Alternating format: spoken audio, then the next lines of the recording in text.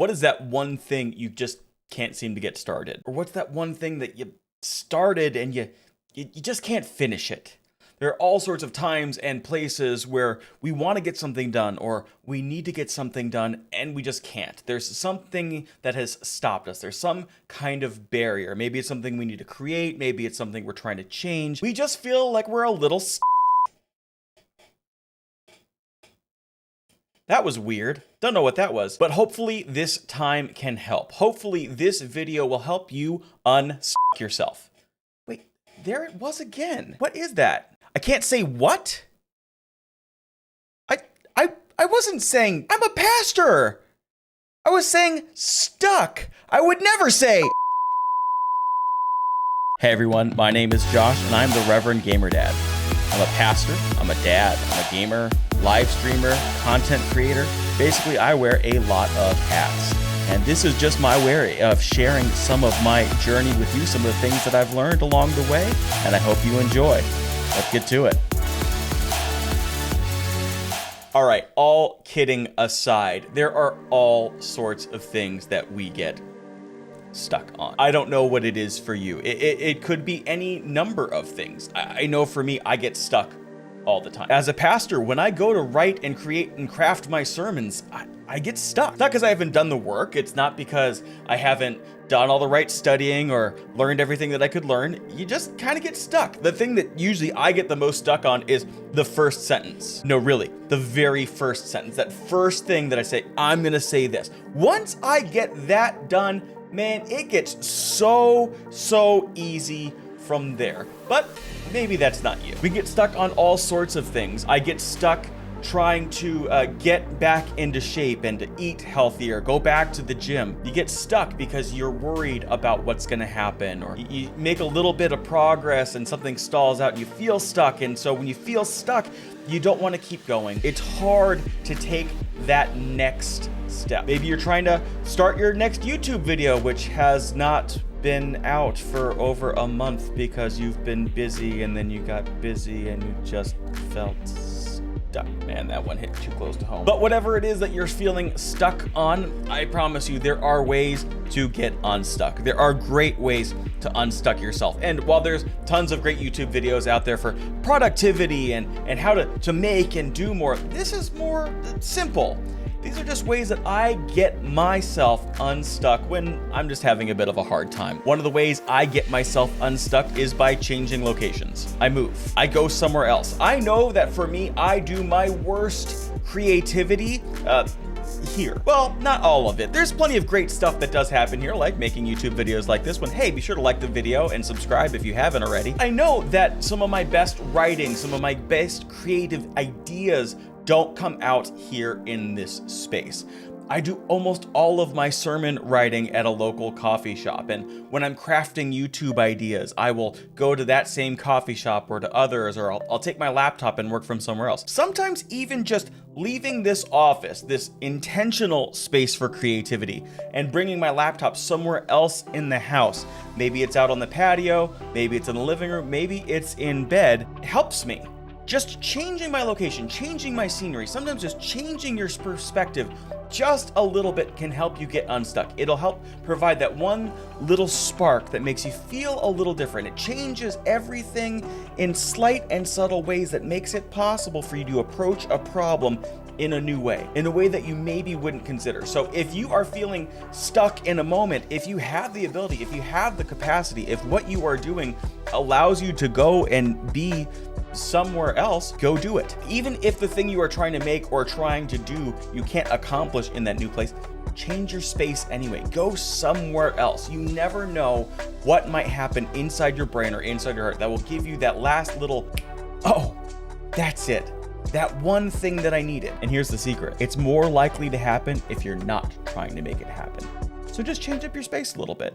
Go somewhere new. Speaking of somewhere new, and one of those things that I was feeling stuck with earlier this year was my health and my fitness. I knew that I needed to make a change. And so I knew that I had to start watching what I eat, have a little bit less beer after dinner, and start going to the gym again. One of the things that the gym also helped me do is provide me with that other space. And this is gonna sound like what I was just talking about, going somewhere new for inspiration, but this one definitely takes a different turn. You see, I love going to the gym when I get stuck. And it's not for some of the reasons people might say. A lot of people like to say, well, I like to go to the gym and I like to walk or run on the treadmill, and I'll start thinking of all these ideas, and it makes my head free to come up with all of these incredible thoughts that I can use to get unstuck. I can use it to go and create more. I can't do that. When I'm at the gym and I've put a bunch of weight on a barbell and I go to pick it up doing a deadlift or a squat or whatever the case may be, I'm not thinking about anything else other than, oh my gosh, this is so heavy. How am I gonna pick it up again? All of my mental, physical, and emotional energy is to picking this heavy thing up and putting it back down. And yet, taking that time where you can't think, where you can't be creative, when you can't be thinking about that project or that deadline or that YouTube video or that thing you're trying to write or that work assignment you're trying to do, when you can't even process that, when it can't even enter your head, it frees your brain up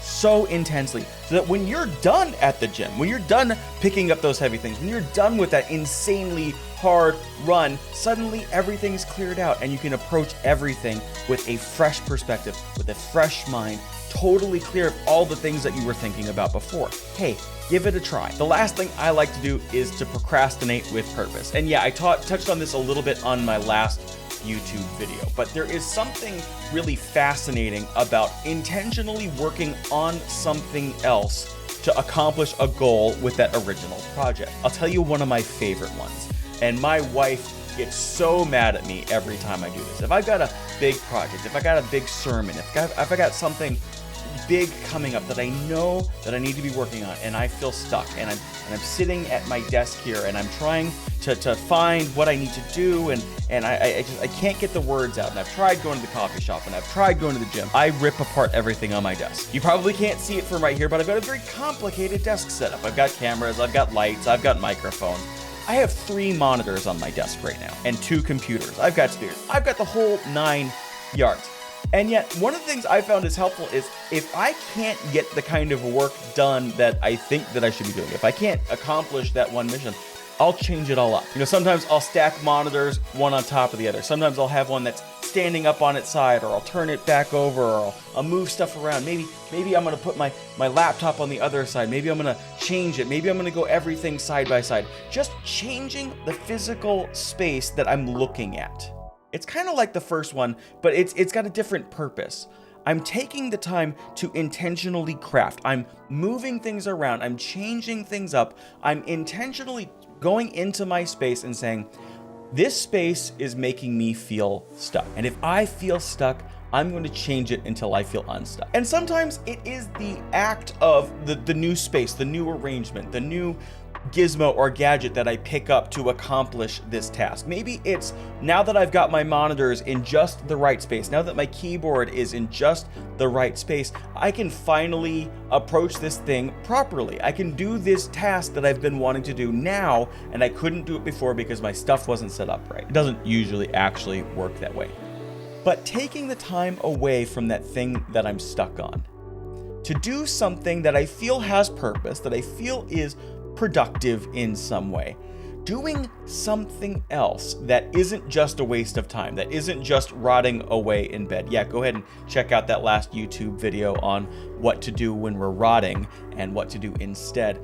Instead of doing those things, I feel like I'm accomplishing a task, even if it isn't the task at hand. And sometimes it is rearranging my desk or rewiring all the crazy cables that are under my desk, or I'll move some furniture around somewhere else in the house, or I'll take on some kind of project that may not be important, but still feels like I'm accomplishing something.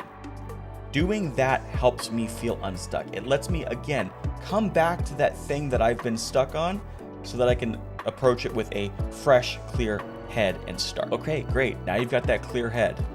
Now you've got that brilliant idea.